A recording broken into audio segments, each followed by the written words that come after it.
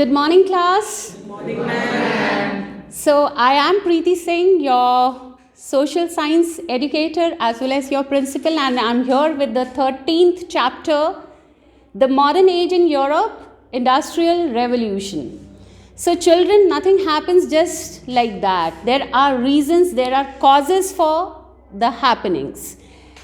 There were certain reasons why this industrial revolution happened. The first reason was congenial atmosphere. You already know that in the 14th and 15th century, Renaissance has taken place. Yes. So people had a power of reasoning, understanding, and questioning. So that resulted in a congenial atmosphere where people invented a lot of things, and it also resulted in industrial revolution. Then we come to the second point, that is colonial empire. Children, it is said that the sun of colonies of England never met the dusk. Dusk is sunset.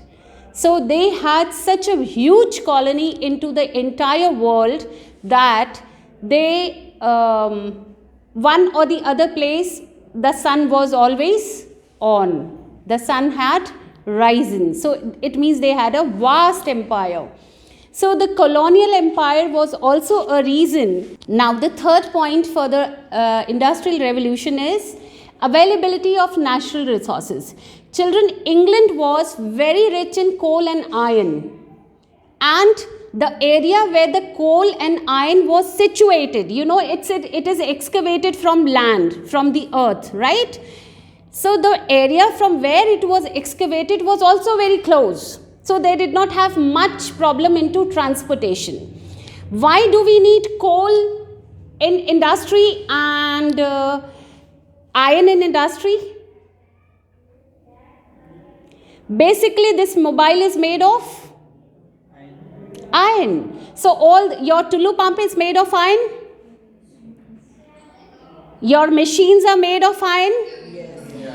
And coal was a cheap, you say, indhan, right? It was a cheap resource to use those machines. So this was another reason. Now, increase in the demand of goods. I have just told you that England had a huge empire, right? The sun did not set in their empire. It was such a huge empire. So ultimately, the demand of goods was increasing. Why was the demand increasing?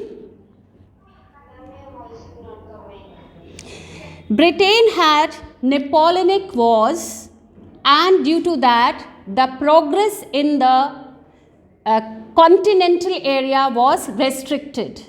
So this led to the increase in demand.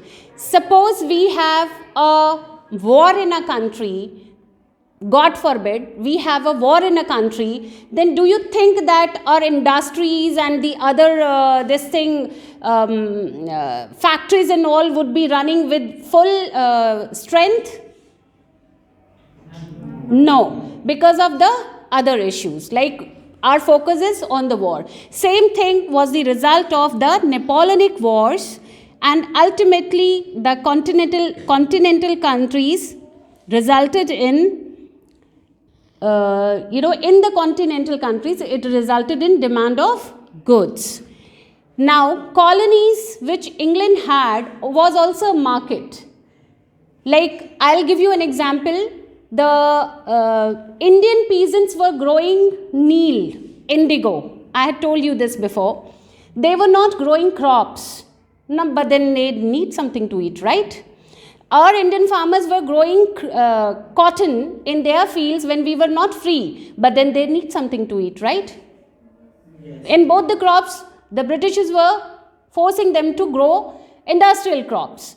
So then what was happening? They were bringing the grains and selling it on a higher prices. And the poor peasants had to buy that costly grain in order to fulfill their daily needs. So this was happening. They made a farmers grow cotton, they exported it, and then they imported us clothes. which were on the triple, 4 times, 5 times rate. So this is how it was happening. So there was a market availability of labor. Due to the end of feudalism, children, a lot of peasants were free, they were without job, they were unemployed, and they were ready to relocate. So this relocation was not a problem. A lot of peasants were available, so industries had a lot of people to work for them. Right? Then we also had effective transport system. In the 18th century, there was a revolution in the transport. We developed tar. Tar, you understand? That black substance which we use to put on the roads.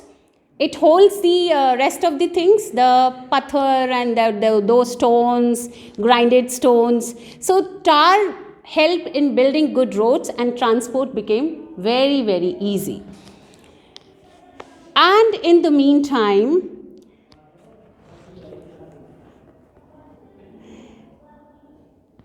George Stephenson designed locomotive engine. So we had good roads, we had a locomotive engine to run the vehicles.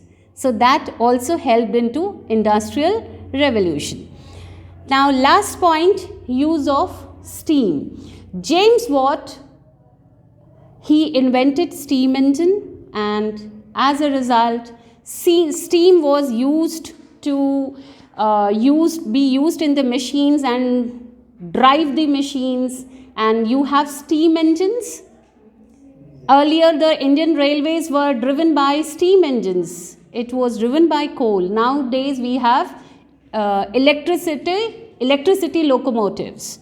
All right, students, so that was another reason. So you can see that into this industrial revolution was not left apart. A lot of inventions, a lot of happenings has happened. People were free. They were very enthusiastic to, invent, question, reason. Thank you very much. The topic capitalism and socialism will be completed into the second video. Please feel free to ask any query, any question if you have. Like and subscribe my video. Thank you so much.